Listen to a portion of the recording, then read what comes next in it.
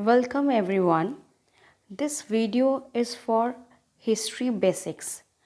अगर आप हिस्ट्री आपका सब्जेक्ट है और नहीं भी है, फिर भी अगर आप बिगिनर्स हैं तो आप इस वीडियो से हिस्ट्री को स्टार्ट कर सकते हैं.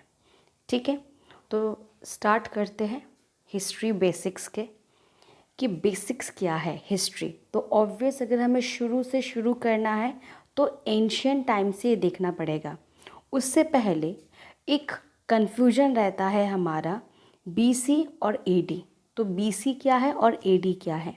ठीक है, ये जो हमने टाइम लाइन्स को हिस्ट्री में डिवाइड किया है बीसी और एडी में, तो ये actually B stand for before, C stand for Christ, यानी कि जीसस क्राइस्ट जो क्रिश्चियनिटी में जो इनके जो गॉड है जीसस क्राइस्ट के जन्म से पहले का जो जितना भी सारा इतिहास है उसको हमने क्या कंसिडर कर दिया है कि बिफोर क्राइस्ट एरा. ठीक है, और इसको CEE कॉमन एरा भी कह सकते हैं. BCE before common era, CE common era.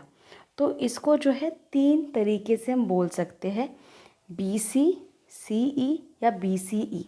इन तीनों का मतलब यही है कि before the birth of Jesus Christ. ठीक है, और AD एनो डोमिनी यानी after the birth of Jesus Christ. ठीक है, अभी ये दो फुल फॉर्म आपके दिमाग में आई होप क्लियर हो चुका होगा. अब यहाँ पे देखिए, यहाँ पे एक बेसिक चीज़ है. AD हम कैसे काउंट करते हैं. AD हम काउंट करते हैं जैसे कि यहाँ पर आपको देखने को मिल रहा होगा, जैसे आज जिस तरीके से हम काउंट करते हैं 100, 200, 300. ठीक है, क्योंकि ये after the birth of Jesus Christ है, तो हम इसी तरीके से लेते हैं कि 1 century, 2nd century, 3rd century. पर BC जो कि before the birth of Jesus Christ का था, वो जो है वो हम डिक्रीजिंग ऑर्डर में ले रहे हैं, जबकि यहाँ पे हम इंक्रीजिंग ऑर्डर में ले रहे हैं और यहाँ पे हम डिक्रीजिंग ऑर्डर में ले रहे हैं.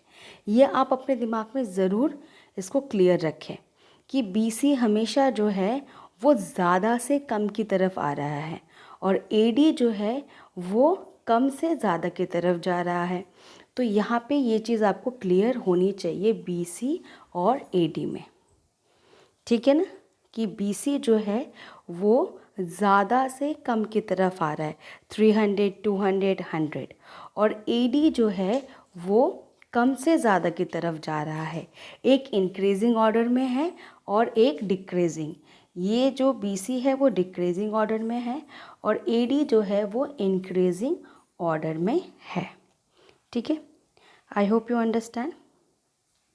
ये कुछ चीज़ें हैं जो बेसिक्स अगर क्लियर हो जाएंगी तो आपको हिस्ट्री पढ़ने में और मज़ा आएगा, नो डाउट. ठीक है, नेक्स्ट क्या है, बर्थ ऑफ जीसस क्राइस्ट. यही है, यहाँ पे मैंने इसको थोड़ा सा और इलेबोरेटली यहाँ पे दिखाया है कि आपके दिमाग में ताकि रहे. 3 BC, 2nd BC, 1 BC, मतलब ये कहीं ना कहीं क्या हो रहा है, डिक्रीजिंग लेटर में आ रहा है.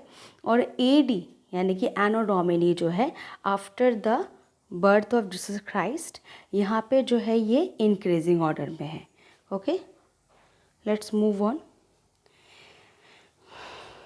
ये आपको अब तक समझ में आ गया होगा.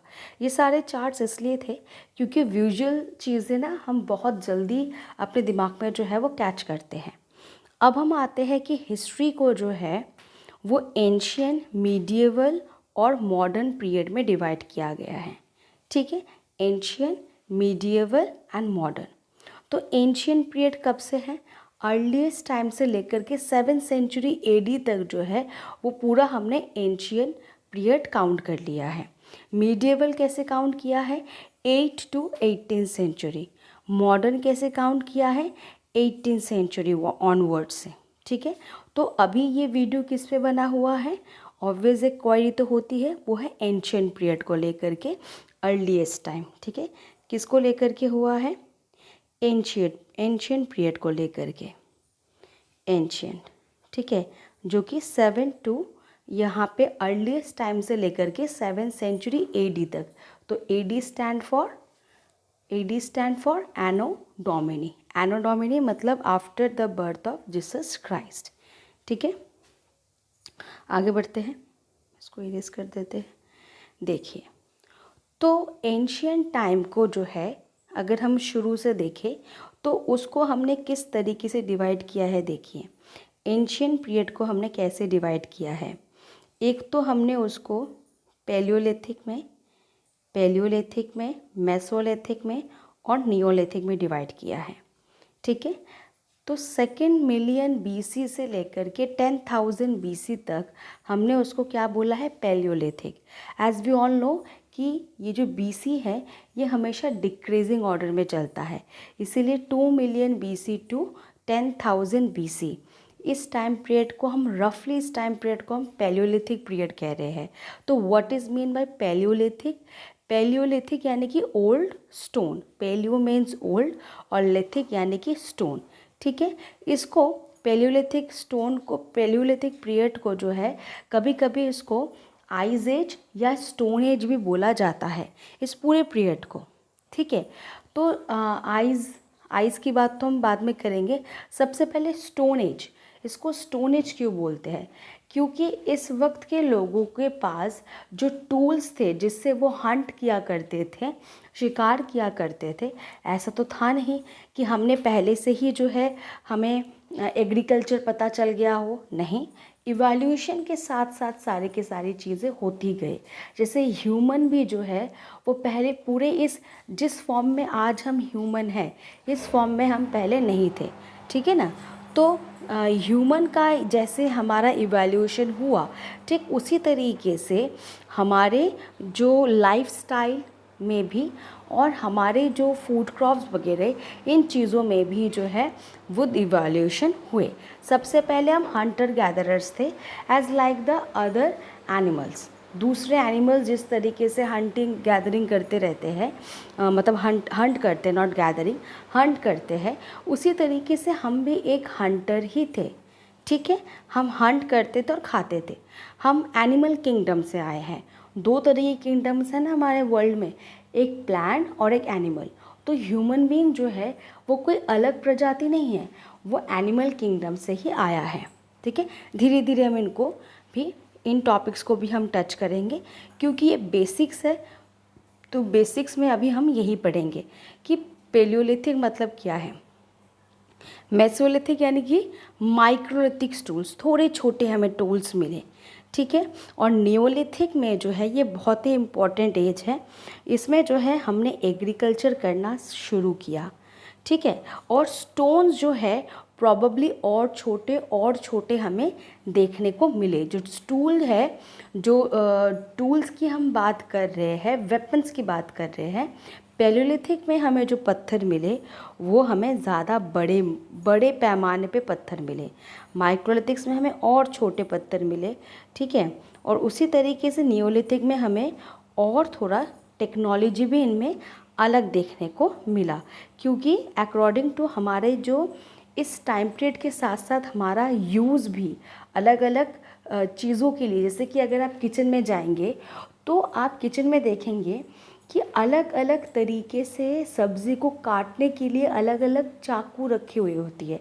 एक से आप सब्ज़ी के जो है छिलके जो है उसको उतारते हैं, एक है जिसमें कि बारीक ब्लेड्स का यूज़ करते हैं ना, एक में बारीक आप सब्ज़ी काटते हैं, एक में थोड़ा रफली चॉपिंग के लिए होता है। तो उसी तरीके से हमें भी जो है टूल्स में अलग अलग वैरायटीज़ टाइम के साथ हमें मिले। ठीक है, होप कि आपको ये क्लियर हो रहा है। सबसे पहले एक बार रिकैपिचुलेट कर लेते हैं। यहाँ पे रिकैपिचुलेशन जो है, हमने सबसे पहले AD और BC में जो है इन दोनों चीज़ों में जो है हमने डिफरेंस करना सीखा। तो अभी अगर आपके दिमाग में चल रहा है कि अभी हम क्या बोलेंगे इसको, ठीक है, नाउ हमारा AD ही, क्योंकि after the birth of Christ चल रहा है ना। अच्छा, अब देखिए, हमने पढ़ा कि हिस्ट्री को हमने 3 पार्ट्स में डिवाइड किया है, एंशियंट, मीडिएवल, मॉडर्न, और इनके टाइम पीरियड भी यहाँ पे लिख के रखा हुआ है।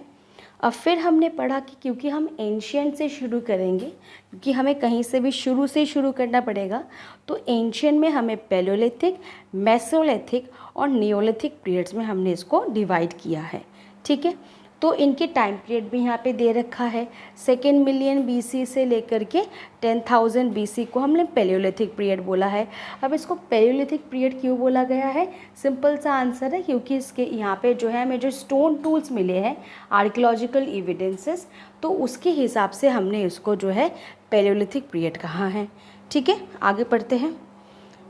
फीचर्स क्या है, एक एक हम फीचर्स को पढ़ेंगे। जो पैलियोलिथिक है वहाँ पे कोई राइटिंग आर्ट नहीं था, लोगों को राइटिंग कैसे होता है वो पता नहीं था। टूल्स कैसे थे? स्टोन के टूल थे, पर इनको फायर पता था, आग इनको पता था। क्यों आग? आग से क्या काम होता था? यहाँ पे आग के भी काम बताए गए हैं, जैसे कि ये लोग कुक तो नहीं कह सकते, बट हाँ जो ये हंट करते थे, मीट को जो है, मीट को ये लोग बर्न करके खाते थे, इसका एविडेंस हमें मिला है। और कहीं ना कहीं जो है वाइल्ड एनिमल्स को भगाने के लिए फायर का यूज़ किया जाता था। और ऑब्वियस फायर का यूज़ हम विंटर सीजन में करते हैं to keep our self warm, तो उसके लिए। ठीक है, तो पैलियोलिथिक में ये 3 चीज़ें याद रखना कि कोई राइटिंग हमें नहीं मिला है। मतलब बेसिकली जो है, अगर हम देखेंगे कि हिस्ट्री के 2 प्रकार के सोर्सेस हमें मिलते हैं। एक तो है लिटरेरी, ठीक है, लिटरेचर से जुड़ा हुआ, जिन जिन सभ्यता को जो है लिखना आता था उनके बारे में हमें बहुत कुछ पता है। और सेकेंडली है आर्कियोलॉजिकल एविडेंसेस। तो क्योंकि इन लोगों को, इस ग्रुप को जो है, इनको लिखना नहीं आता था, तो इस ग्रुप के पूरे इन्फॉर्मेशन जो है हमें आर्कियोलॉजिकल एविडेंस से ही मिल रहा है। ठीक है, तो पैलियोलिथिक में क्या है, यहाँ पे इनको लिखना नहीं आता था, इनके टूल्स जो है स्टोन से बने होते थे, इसीलिए कई बार इस एज को जो है स्टोन एज बोल दिया जाता है। और यहाँ पे इन लोगों को फायर इनको पता था। नेक्स्ट ये देखिए, यहाँ पे फायर दिख रहा है आपको यहाँ पे स्टोन्स दिख रहे हैं। और ये जिस तरीके से इसने जो है टूल्स ले रखा है, टूल्स का जो ऊपरी भाग है, ये देखिए मैं आपको दिखाती हूँ, ये जो है ये स्टोन से बना हुआ है। ठीक है, तो इसीलिए यहाँ पे इसको बोला जाता है स्टोन टूल्स। ठीक है, stone age, sorry, stone tool नहीं, स्टोन एज। अब हम आते हैं मेसोलिथिक के ऊपर। मेसोलिथिक क्या है? Middle stone age. इसमें जो है हमें पॉलिश स्टोन टूल्स मिले हैं जो 2 to 5 सेंटीमीटर के मिले हैं, मतलब काफ़ी कम। आपके जो स्केल मैप है 15 सेंटीमीटर का जो आपका स्केल आपको मिलता है, उसमें देखिए 2 सेंटीमीटर से 5 सेंटीमीटर, यानी कि आपकी एक उंगली में जो है 2-3 ऐसे टूल्स आप रख सकते हैं, है ना। फिर देखिए डेवलपमेंट ऑफ टेक्नोलॉजी, क्योंकि इन लोगों ने जो है क्या किया, एक पत्थर को उठाया, दूसरे पत्थर पे मार मार के उस पर जो एक फ्लेक्स बन जाता है ना, शार्प ऑब्जेक्ट बनाया है इन्होंने। और domestication of animal Mesolithic time period से ही हुआ। डोमेस्टिकेशन ऑफ एनिमल्स ये दिखा रहा है कि इसका मतलब आइस एज से जो है धीरे धीरे ये क्लाइमेट जो है वो चेंज हो रहा है। तभी तो एनिमल्स, ग्रास ईटर एनिमल्स या फिर आप कह सकते हैं हार्बीवोरस एनिमल्स की संख्या जो है वो बढ़ी है। ठीक है, डोमेस्टिकेशन ऑफ एनिमल। फिर हम आते हैं वाइल्ड प्लांट्स के ऊपर। तो यहाँ पे no evidence of agriculture, agriculture का कोई एविडेंस नहीं है, पर कहीं ना कहीं अगर क्लाइमेट चेंज हुआ है तो क्या होगा, आइस पिघल करके वाटर में कन्वर्ट होगी। और जब वाटर जो है प्लेंटिफुल वाटर अवेलेबल रहेगा तो कहीं ना कहीं ग्रासेस, वाइल्ड ग्रासेस की ग्रो तो होंगी ही। ठीक है, मेसोलिथिक टाइम पीरियड से हम देख रहे हैं कि जो एक आइस एज था, जो इतनी ठंड थी क्लाइमेट में, वो धीरे धीरे मेसोलिथिक टाइम पीरियड में जो है वो धीरे धीरे थोड़ा सा क्लाइमेट में वार्मनेस, मॉइस्चर थोड़ा सा आने लगा, वार्मनेस आने लगा, जिसकी वजह से हमें थोड़ी जो है सहूलियत यहाँ पे इस टाइम पीरियड में देखने को मिली। क्योंकि जब आइस एज था तो वहाँ पे इंसान तो नहीं कहेंगे, अर्लीस्ट ह्यूमन, चलो ठीक है, अर्लीस्ट ह्यूमन, उनके पास कुछ था नहीं, कोई रिसोर्सेस नहीं थे हंटिंग गैदरिंग के अलावा, पर धीरे धीरे जैसे ही क्लाइमेट में चेंजेस आए तो इनके पास एक और ऑक्यूपेशन जुड़ गया, वो है डोमेस्टिकेशन ऑफ एनिमल्स। ठीक है, आशा कर रही हूँ कि आपको समझ में आ रहा होगा। अब हम पढ़ते हैं नियोलिथिक पीरियड के बारे में। यहाँ पे जो है ये बहुत इम्पॉर्टेंट पीरियड है, क्योंकि यहाँ पे एग्रीकल्चर जो है इन लोगों को पता था, और इसका एविडेंस हमें मेहरगढ़ में मिला है। 7000 BC में फर्स्ट साइट मेहरगढ़ एक ऐसा एविडेंस होकर के आया जहाँ पर कि हमें साफ साफ ये एविडेंस मिला, आर्कियोलॉजिकल एविडेंस, कि एग्रीकल्चर इनको पता था, और इसको हम क्या कहते हैं, नियोलिथिक। तो अभी तक हमने 3 पीरियड्स के बारे में पढ़ा, पैलियोलिथिक, मेसोलिथिक और नियोलिथिक। और इन 3 पीरियड्स को जो है इनके फीचर्स अलग अलग है। जो पैलियोलिथिक है वो सबसे लंबा टाइम पीरियड है, उसको आइस एज और स्टोन एज भी बोला जाता है, और उसमें जो पत्थर हमें मिले वो नेचुरल पत्थर है, उसमें हमें कोई डेवलपमेंट, कोई ऐसा कुछ कि इसमें कुछ काम किया गया नहीं, बड़े बड़े पत्थर मिले, शिकार करने के लिए मिले। ठीक है। सेकेंड है माइक्रोलिथिक या फिर मेसोलिथिक। मेसोलिथिक या माइक्रोलिथिक में हमें छोटे छोटे टूल्स मिले हैं, 2 सेंटीमीटर से लेकर 5 सेंटीमीटर तक, और यहाँ पे हमें देखा कि डोमेस्टिकेशन ऑफ एनिमल भी इसी टाइम पीरियड से स्टार्ट हुआ था। नियोलिथिक में हमें एग्रीकल्चर पता चला। ठीक है, आगे देखते हैं। ये कुछ साइट्स है। पैलियोलिथिक में देखिए जो ऐसे स्क्वायर से बने हुए हैं, जैसे भीमबेटका है, उसको पैलियोलिथिक बोला गया है। नियोलिथिक में देखिए जिस तरीके से ग्रीन वाला है वो नियोलिथिक एरिया है। आयरन एज और ब्रोंज एज, अभी ये 2 हमें नहीं करना है, अभी हम पैलियोलिथिक और नियोलिथिक को ही देख रहे हैं। ठीक है, आगे बढ़ते हैं। चाल्कोलिथिक पीरियड कैसे कहते हैं? चाल्कोलिथिक पीरियड कहते हैं जब कॉपर स्टोन एज को जो है फर्स्ट टाइम, कॉपर एक ऐसा मेटल है जिसको कि ह्यूमन ने यूज़ किया था, तो इसको C for copper, C for chalcolithic period. ठीक है, पैलियोलिथिक, मेसोलिथिक, नियोलिथिक के बाद कोई पीरियड आता है वो है चाल्कोलिथिक पीरियड। अब मैंने आपको इस पीरियड को क्यों यहाँ पे इंट्रोड्यूस करवाया, क्योंकि ये चारों पीरियड जो है वो प्री हिस्ट्री का पार्ट है, जहाँ पर कि कोई भी हमें लिटरली एविडेंसेस नहीं मिले हैं, क्योंकि इन लोगों को लिखना आता ही नहीं था। जैसे एक छोटा सा बच्चा होता है जो 2-3 महीने का है, उसको लिखना, उसको राइटिंग आर्ट नहीं पता होती है। ठीक है, पर वहीं पर ही जो एक 4-5 साल का बच्चा होता है वो धीरे धीरे कुछ ना कुछ तो लिखता ही है, तो उसको हम कहेंगे हड़प्पन सिविलाइजेशन। उनको लिखना आता था, पर ये अलग बात है कि हम उनकी स्क्रिप्ट को आज भी नहीं पढ़ पाए, वो डिसाइफर्ड है आज भी, हम आज भी उनकी स्क्रिप्ट को नहीं पढ़ पाए, पर उनको लिखना आता था। तो हमें हड़प्पन सिविलाइजेशन के बारे में कैसे पता चला? हमें मेसोपोटामिया का जो है, मेसोपोटामिया, इजिप्शियन, इनके जो है इनके लैंग्वेज हमें पढ़ने आते हैं, और इन्होंने हड़प्पा के बारे में लिखा है। ठीक है, तो हमें डायरेक्ट नहीं बल्कि इनडायरेक्ट इन्फॉर्मेशन हमें हड़प्पा के बारे में मिला है, क्योंकि उनके साथ इनका ट्रेड रूट जो है वो चलता रहता था। तो बेसिकली जो है प्री हिस्ट्री उसे बोला जाता है जिस वक्त जो है कोई लिटरली एविडेंसेस नहीं है, आप सिर्फ और सिर्फ आर्कियोलॉजिकल सोर्सेस से बेसिस पे जो है आप हिस्ट्री को रिवाइव करने की कोशिश करते हैं। और ये प्री हिस्ट्री में क्या क्या आ जाता है? पैलियोलिथिक, मेसोलिथिक, नियोलिथिक और चाल्कोलिथिक। ठीक है, chalcolithic C for copper, C for chalcolithic. Neolithic में एग्रीकल्चर स्टार्ट हुआ, मेसोलिथिक में डोमेस्टिकेशन, और पैलियोलिथिक में लोग obvious as a nomad hunt करते थे, गैदर करते थे। फायर इनको पता था, पर लिखना इनको नहीं आता था। ठीक है, तो 2 तरीके के हिस्ट्री के हमारे पास सोर्सेस होते हैं, या तो लिटरली लिखा हुआ जो है, और या तो फिर आर्कियोलॉजिकल। जो आर्कियोलॉजिस्ट जो है वो एक्सकेवेशन के दौरान जो भी उनको चीज़ें मिलती है उससे वो हिस्ट्री को लिखने की कोशिश करते हैं। तो हमारे पास भी प्री हिस्ट्री ही इसलिए बोला गया है क्योंकि इन पीरियड में जो है इन लोगों को लिखना नहीं आता था, तो इसीलिए ये प्री हिस्ट्री का पार्ट बन गया। ठीक है, और इनमें जो है हमारे पास आर्कियोलॉजिकल सोर्सेज से हमें आज इनके बारे में हमें जो कुछ भी पता है वो सिर्फ़ और सिर्फ आर्कियोलॉजिस्ट के सोर्सेज के माध्यम से ही हमें पता चलती है। अच्छा, इसके बाद ये वीडियो जो है यहीं पर ही ख़त्म मैं कर रही हूँ, क्योंकि ये बेसिक्स है, इसको ज़्यादा खींचना सही नहीं रहेगा। और अगर आपको वीडियो पसंद आया होगा तो ज़रूर इसको कमेंट कीजिए, ताकि कि मैं और इससे रिलेटेड वीडियो दे सकूँ। अगर आप DSSB की तैयारी कर रहे हैं, KVS की तैयारी कर रहे हैं, या फिर UPS में जो आपका ऑप्शनल सब्जेक्ट अगर हिस्ट्री है, ठीक है, और भी अगर कहीं पर भी हिस्ट्री आपका मेन है, एज अ सब्जेक्ट आपने ले रखा है, तो ऑब्वियस ये वीडियो आपको मदद करेगा अगर आप बिगिनर्स हैं तो।